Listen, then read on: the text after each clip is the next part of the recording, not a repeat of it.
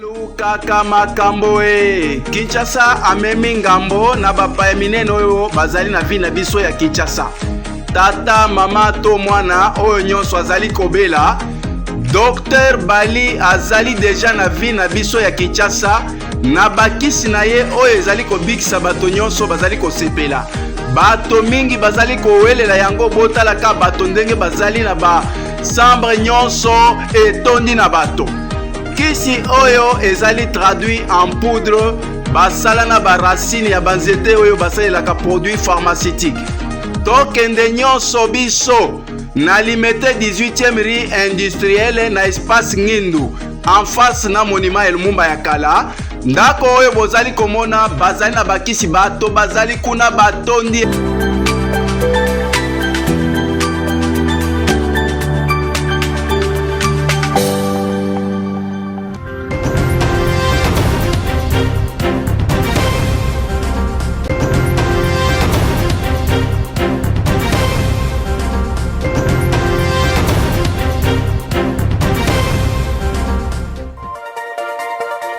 Un seul titre dans ce journal, la communauté Tutsi n'a pas besoin de régler ses différends sous couvert du Rwanda. Ces propos sont du ministre d'État des Infrastructures et Travaux Publics au cours d'un briefing presque animé avec son collègue de la communication et médias. Et reste de vous retrouver, mesdames et messieurs, bienvenue dans cette session d'information dans l'actualité. La communauté Tutsi n'a pas besoin de régler ses différends sous couvert du Rwanda. Les propos sont du ministre d'État des Infrastructures et Travaux Publics au cours d'un briefing presse co-animé avec son collègue de la communication et médias. Suivez Alexis Guissaro dans cet extrait choisi pour vous. Ici, en RDC, il y a effectivement des problèmes de cohabitation entre la communauté dont je suis originaire, Banyamulenge, et d'autres communautés voisines, les Bafouliru, les Babembe, dans une moindre mesure avec les Bavira, mais ce sont des problèmes qui existent. Des problèmes qui sont exacerbés aujourd'hui par deux phénomènes. Le phénomène de l'existence des groupes armés, des groupes armés qui sont pratiquement devenus des groupes armés communautaires parce que chaque communauté du Sud Kivu aujourd'hui a son groupe armé. Les Bavira ont leur groupe armé, les Fuliro. Donc, la plupart des communautés du Sud Kivu ont des groupes armés. Donc ça voudrait dire qu'il y a un problème de circulation d'armes et qui font que, au lieu de régler les problèmes comme africains au niveau de l'arbre à palabre, mais il y a malheureusement des exactions qui se font parce qu'il y a des gens qui sont détenteurs d'armes. Mais ce problème est exacerbé aujourd'hui à cause de l'ingérence d'un pays voisin qui est le Rwanda. L'ingérence du Rwanda, au travers des multiples invasions qu'ils ont perpétrées dans notre pays, font que ce problème a pris une dimension qui est aujourd'hui, qui nous fait vivre la situation, comment je vais appeler ça, cette situation terrible que nous connaissons aujourd'hui, où notre pays est divisé, où notre pays est victime d'une agression, d'une occupation, avec des prétextes fallacieux, où un pays vous dit je viens pour protéger la minorité Tutsi ou la minorité Banyamulenge qui sont en danger d'extermination. Mais où se trouve ce projet d'extermination?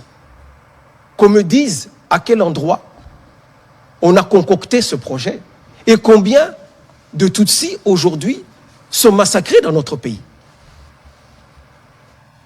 Nous avons ici affaire à une situation où vous avez un pyromane qui vient, qui dit il y a le feu, alors que le feu n'existe pas, et qui vient après dire c'est moi le pompier pour éteindre ce feu parce que je viens pour protéger une minorité.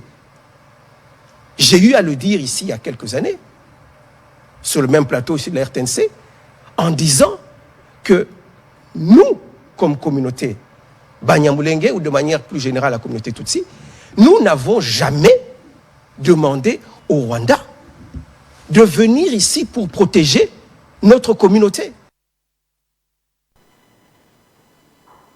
En ce jour, dans la province du Congo central, le vice-premier ministre, ministre de l'Intérieur, Sécurité, Décentralisation et Affaires coutumières a tenu une réunion de sécurité en présence des autorités provinciales. Suivez les détails. Séjournant dans la ville de Matadi, depuis les après-midi du mardi 10 mars, le vice-premier ministre, ministre de l'Intérieur, Sécurité, Décentralisation et Affaires coutumières, maître Jacques Machabani Louko, a eu la main haute sur la réunion du comité provincial de sécurité élargie en présence du chef de l'exécutif provincial, Grace Nkoengamaswengi Bilolo, le vice-ministre en charge des affaires coutumières, Mwami Jean-Baptiste Ndézé, le vice-gouverneur de province, Prosper Ontela Tambidila, la délégation du ministère de l'Intérieur et le comité provincial de sécurité. Au centre de la discussion de cette réunion sécuritaire, la situation sécuritaire de la province du Congo central, ainsi que le raison de la venue du patron de la sécurité et de la territoriale à Matadi, renseigne le chef de l'exécutif provincial du Congo central, Grace Nkoengamaswengi Bilolo, au sortir de la dite réunion. Et il était question qu'on puisse aborder 3 points à l'ordre du jour. Et le premier point, c'était la situation sécuritaire de la province, que j'ai donné l'économie. Et le deuxième point, c'était la communication de son Excellence, Monsieur le vice-premier ministre et ministre de l'Intérieur. Alors, il nous a entretenu de sa mission en province du Congo central et aussi nous a annoncé les activités qu'il a prévues pendant son séjour dans la province. Concernant sa mission, tous nous le savons, il est en province pour renforcer les capacités des comités provinciaux et locaux de sécurité. Et le deuxième point, c'est lui de lancer l'opération Ndobo. Et le troisième point, c'était pratiquement la situation sécuritaire qu'on ne va pas aborder ici à la presse.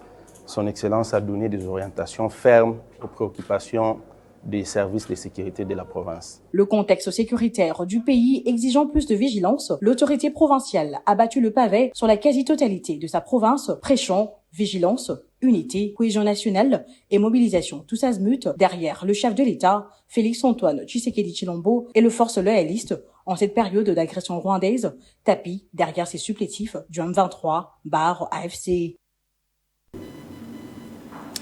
En ce mois de mars, le président Ngandou Yayanik, initiateur de la dynamique qui porte son nom, apporte tout son soutien aux femmes victimes des actes barbares imputables à l'armée rwandaise. Il a par la même occasion réaffirmé son soutien au chef de l'État, au FARDC et au Wazalendo. Suivez ses commentaires.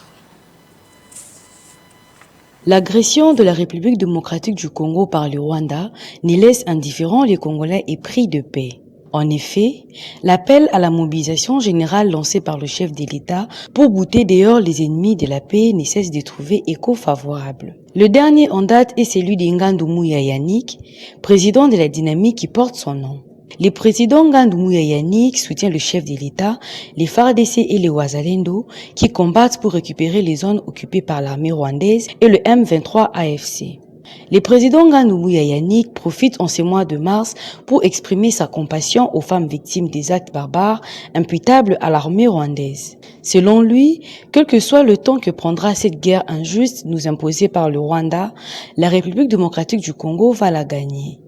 Le président Ngandou Yayanik demande aux femmes congolaises en ce mois de mars de demeurer dans la sagesse et prier pour vaincre l'ennemi.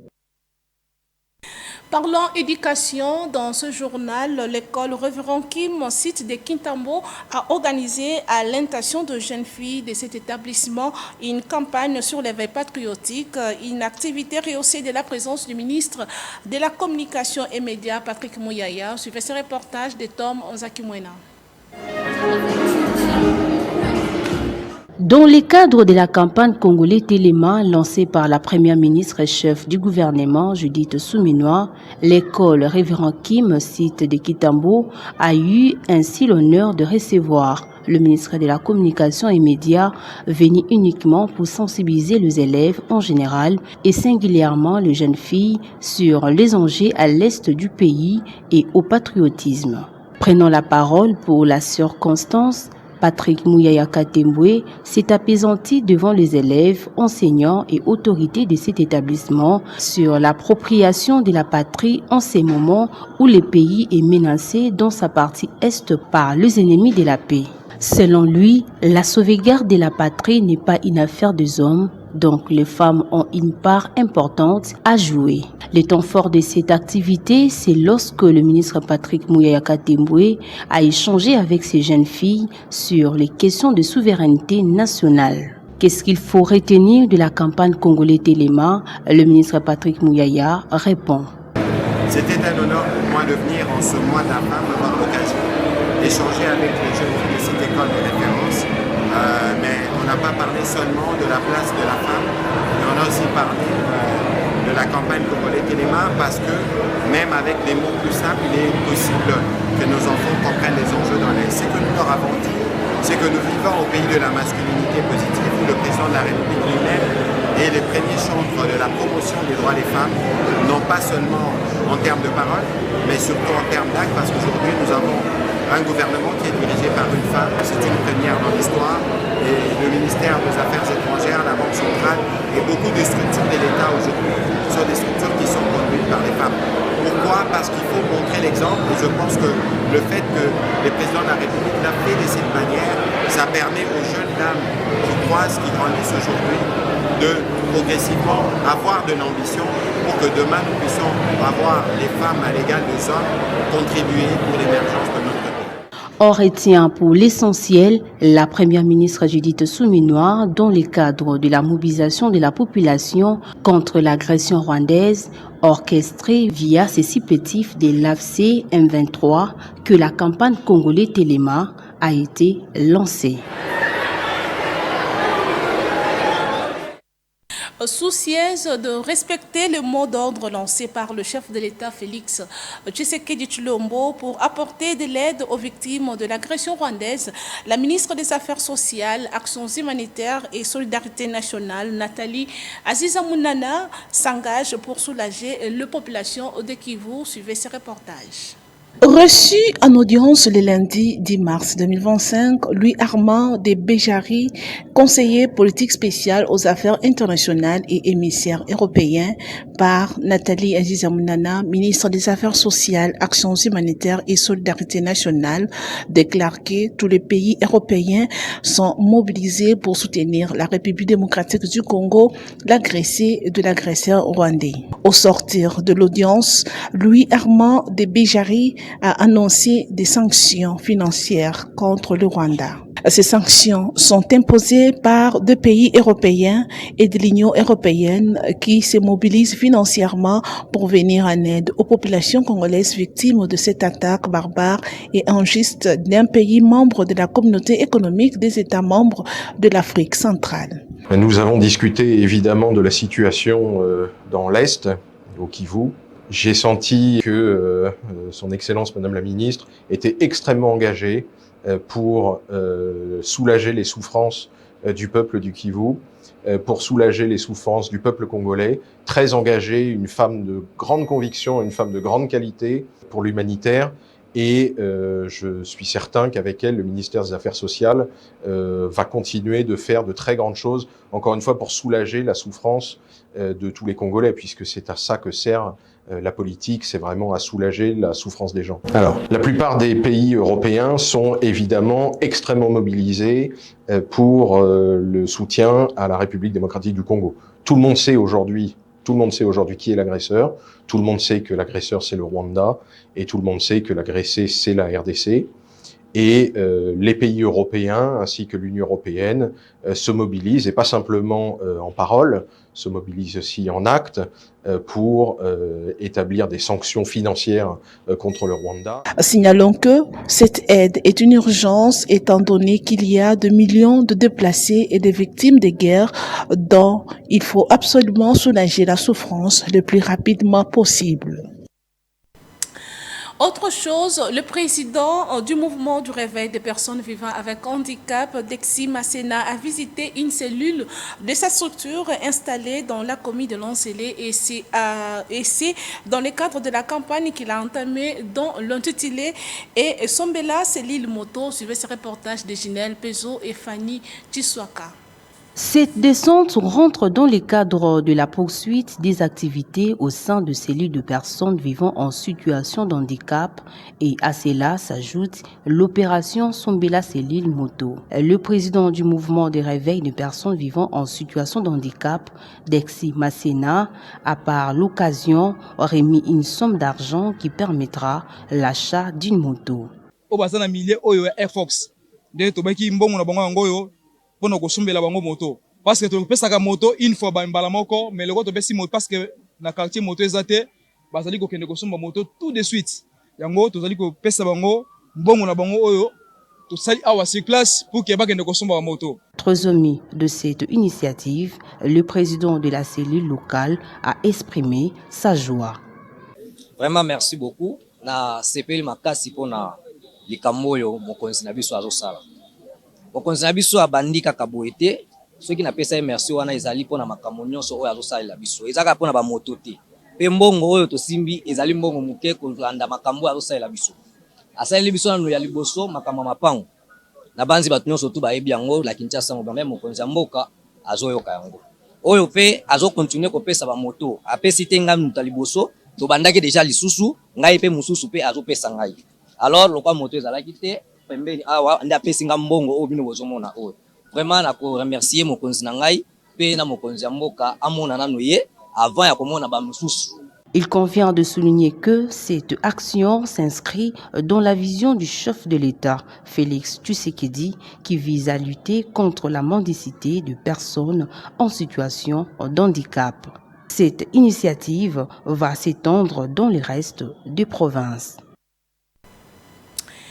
Et de l'autre côté, la fondation Armand Ifuketo, qui porte le nom de son initiateur, a débuté ses activités le dimanche 9 mars 2025, où il a eu la cérémonie de sa sortie officielle. Suivez ce reportage de Guilhem Mayamba.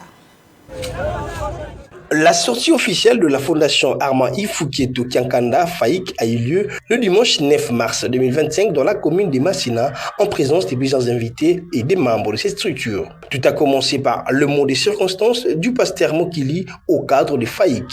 C'est à ce moment précis où nous sommes tous imbibés dans une grande et vive émotion de joie à l'occasion de cette cérémonie haute en colère et pleine de signification des sorties officielles de la fondation Armand Ifuketo Kiankanda Faïk en sigle. S'en est suivi de l'intervention du secrétaire général des Faïk, Faustin Mazona, qui a présenté l'échantillon de la représentativité de la coordination nationale.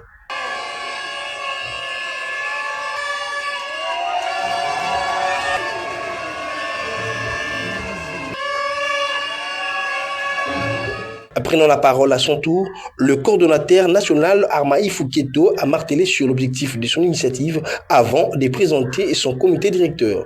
Au finish de cette activité, Armand Ifuketo, coordonnateur national des Faïk, qui revient sur la quintessence de cette journée. Les ambitions de la Fondation Faïk sont tous confinées dans la mission que nous portons. Notre mission est de lutter contre la pauvreté. Notre mission est de promouvoir l'entrepreneuriat. Notre mission est de protéger et puis faire du bien pour notre environnement. Notre mission, c'est aussi de contribuer sur le plan sécuritaire, économique, mais aussi éducatif de notre pays qui est le Congo. Retenons que la Fondation Armand Ifuketo Kiankanda Faïk a pour objectif de s'entraider mutuellement. Et bouclons ce journal par cette information. Qu'est-ce qu'il faut retenir du CVS et les types de facturation qui échappent à la population? Élément de réponse avec le chef des centres de vente des services de Kassangoulou au micro de Chéri Roméo Mwamba et Djibril Bakamba. Jadis, la SNEL avait des difficultés pour la gestion efficace de ces clients. Pour maintenant rapprocher davantage les clients et la SNEL, on a jugé bon de créer des centres à travers la République Nous sommes dans les postes de paiement, c'est-à-dire quoi? Vous consommez l'énergie et puis 30 jours après, on vous facture. À la différence avec les prépaiements, vous commencez par payer vous-même, vous achetez vos kilowattheures. Et à ce moment-là, c'est comme dans les cartes de la communication, vous achetez vos unités, vous consommez, et quand vous avez épuisé votre crédit, vous êtes obligé d'aller encore acheter pour se faire alimenter. Donc en fait, ce sont des sortes de facturation. C'est toujours géré par le SNEL. C'est la fin de ce journal, mais avant de nous quitter, place au rappel des principaux titres. Vous avez suivi dans ce journal, la communauté Tutsi n'a pas besoin de régler ses différends sous couvert du Rwanda. Le propos du ministre d'État des Infrastructures et Travaux Publics au cours d'un briefing presque animé avec son collègue de la communication et médias. Et voilà, c'était le rappel des titres. Merci pour votre attention. Un grand merci à toute l'équipe de la rédaction. Je vous retrouve prochainement, mais d'ici là, portez-vous bien.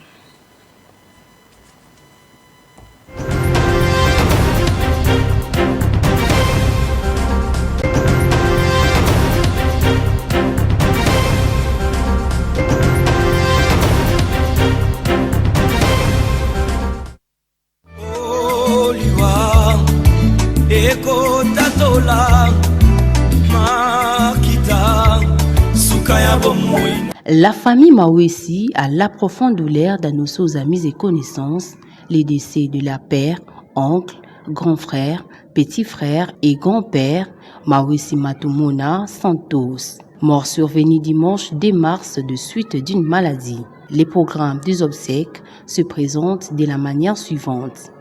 Jeudi 13 mars 2025, veillée mortuaire en la salle Oroli 6, avenue de l'École, boulevard Lumumba, référence arrêt Matamba. Vendredi 14 mars, levée du corps à la morgue CHBK située sur l'avenue Makaya numéro 1 au quartier Mpassa 1, Terre Jaune, dans la commune d'Insele. En attendant, le deuil est organisé sur l'avenue Mobongo numéro 4 au quartier Mapela dans la commune de Massina, voire l'entrée Bekatev. Ces communiqués tient lieu de faire part.